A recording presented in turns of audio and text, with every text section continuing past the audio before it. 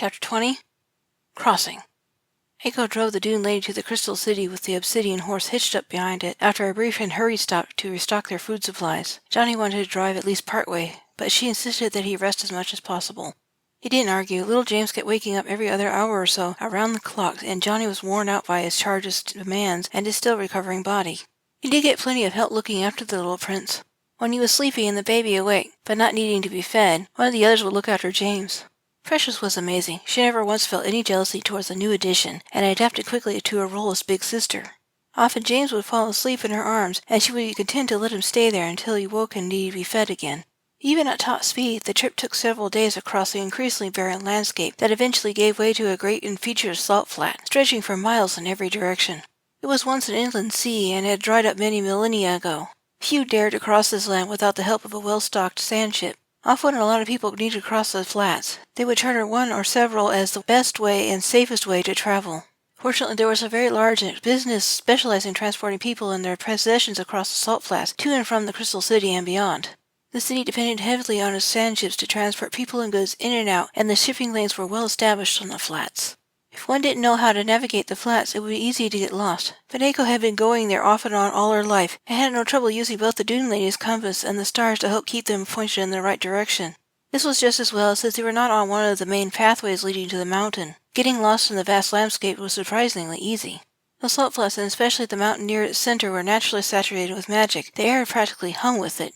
One of the artifacts it had was to make the salt on the ground frequently sparkle with dancing lights at night. It was beautiful, but potentially disorienting. The salt flats were blistering hot during the day, and people were discouraged to try and cross it on foot. Its peace and stark beauty were deceptive. There was no water, no plants, and no animals. Worse still were the odd and unpredictable effects of the extra concentration of magic in the salt flats itself. Even if one was well supplied with food and water, the magic could make some people hallucinate vividly, even drive them mad depending on the individual's sensitivity. They could become disoriented and start to wander off course until they died. Johnny had some sensitivity to it, but it only enhanced his latent abilities of precognition and empathy. The rest of his family felt its presence, but they were largely immune, especially the rats. Eiko stopped at the sand ship at night so she could rest. The Dune Lady did have an autopilot, but it was not as reliable as it normally would be here. It was best to drive the ship manually to make sure it stayed on course. 2 days from the mountains near the salt flats center, Johnny found himself wakeful just before dawn. Everyone else was still fast asleep, or he thought so at first. Then he noticed a low thrumming hum coming from outside and realized that was what had woken him in the first place. Carefully he slipped out of bed so he would not wake the rest of its occupants. It looked like everyone except Precious was sleeping in it all snuggled together. James twitched in his sleep next to Eiko, obviously dreaming about something. Eiko had her mouth half open and was snoring slightly.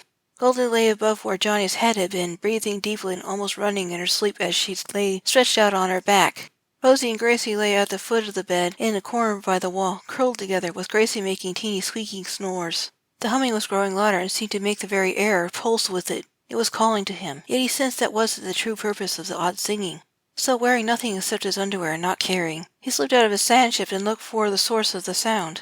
The air tasted of salt, and the flat, gritty surface of the ground under his bare feet was shivering with a wild rate of colors of pulsing blues, grass green, flickers of yellows, reds, oranges, violent purples, and neon pinks. The colors rippled outward like water across the surface of the flats from the source of the sound. Just a dozen feet away, in her true form, shimmering with her own bright blue fire aura, was Precious singing to the ground.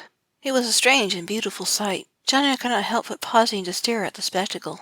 He felt the light show was just that, a light show. But it was also something more. Her instincts were telling her how to tap into the magic here, and it was the first step in gaining an understanding of how to do more with her own growing power. Abruptly she stopped singing. The lights faded, and suddenly her body seemed to implode in on itself, until she vanished. Johnny didn't notice that she hadn't really gone. Once his eyes adjusted to the sudden dimness of the pre-dawn light, he saw the biggest rat he had ever seen looking right at him. Couldn't have been less than 30 pounds. The rat groaned, shuddered, and seemed to explode back into dragon form. Precious panted and snorted fire as Johnny walked up to her with an impressed smile. "Wow," was all he could think to say. He wondered when she would get around to trying other forms. She could always do it, but she had stubbornly stuck to her girl form or her true form. He was curious to know if the sudden shape-shifting into a rat was a reaction to the same instincts that had encouraged her to sink to the ground and create the lights. "Did I wake you?" Precious said as she sat back on her haunches. "You did, but I don't mind," Johnny replied as he reached up and rubbed her neck. "That was worth getting up for." "Something odd is happening to me," said Precious as he rocked her head from side to side anxiously. It's gotten worse since we started to cross the salt flats. I just got the urge to feel the earth under my feet and sing. So I went outside and, well, you saw the rest.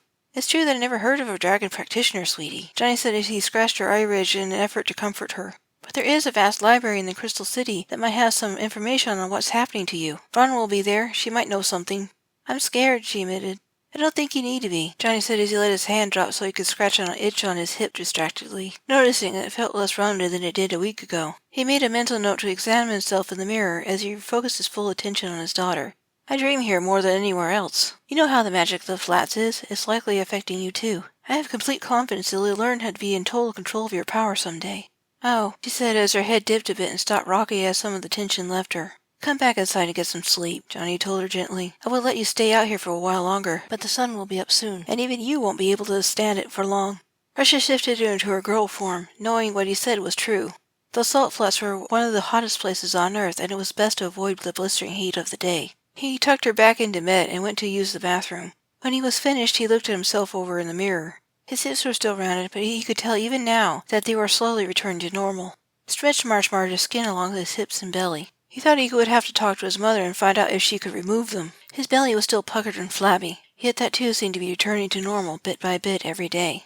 His breasts were a lost cause. They looked like they belonged to a very fat man with well-developed dark nipples, and there was no telling when they would return to normal. He examined his female parts by touch, discovering that he was still bleeding much to his embarrassment and annoyance. Yet that too seemed to be gradually shrinking away to nothing. He checked the pad of absorbent cloth Eiko had provided him, and washed his hands when he saw it was still okay. Eiko had trimmed and styled his hair so it no longer resembled an unruly black mop. Still, he glared at it. His braid still hung on the back of the bathroom door by the towel hook, and Johnny wasn't yet sure what he should do with it. He knew he would have to do something with it eventually. He didn't want another evil practitioner of magic to get a hold of it and use it to maybe bind himself or his loved ones again. Johnny went up to the cockpit of his sandship with his freshly sated nephew in his arms and asked Eiko, "Are we there yet?" "Almost," she replied as she checked the compass again, for what felt like the 100th time to make sure she was steering the dune lady in a straight line. Finding the island was tricky. It was best to stick to a well-established trade routes that ran through the salt flats from one side to the other, or the other ones that led to the other occupied rocky protrusions that dotted it. Eiko had chosen not to use the safer route because she had come from the wrong direction. She was very familiar with navigating the salt flats and was confident she would make it without the help of the road markers once she determined where they were, estimated where the island was, and plotted her heading from there. She also felt it was best to get there as quickly as possible for Johnny's and his nephew's sake, which was the reason for her decision not to go around the flats until she found one of the dirt roads. Being a seer did give the princess a tactical advantage, but Elena's efforts to unseat Richard were still not guaranteed success.